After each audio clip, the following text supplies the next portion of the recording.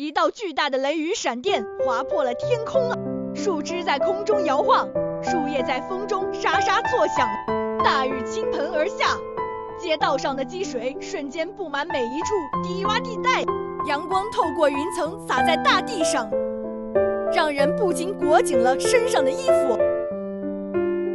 街道两旁的高楼大厦在闪电中发出刺眼的光芒，人们纷纷躲进室内，紧闭着门窗。这时，一道巨大的声音从远方传来，仿佛是天空在发出怒吼：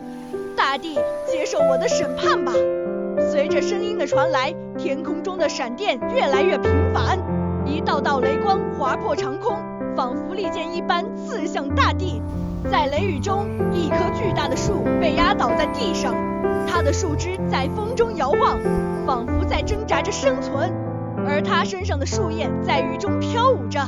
似乎在为自己的生命而哭泣。另一边，在溪流中，一只青蛙正在观察着水面，它看起来有些害怕，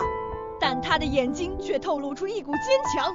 突然，溪流中传来一阵巨响，仿佛是大地的震动。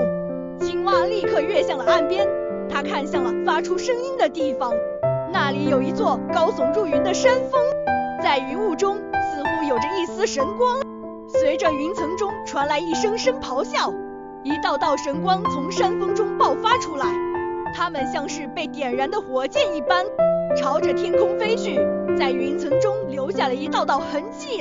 在神光的照耀下，天空中的雷雨逐渐消失，乌云散去，只留下了一片湛蓝的天空。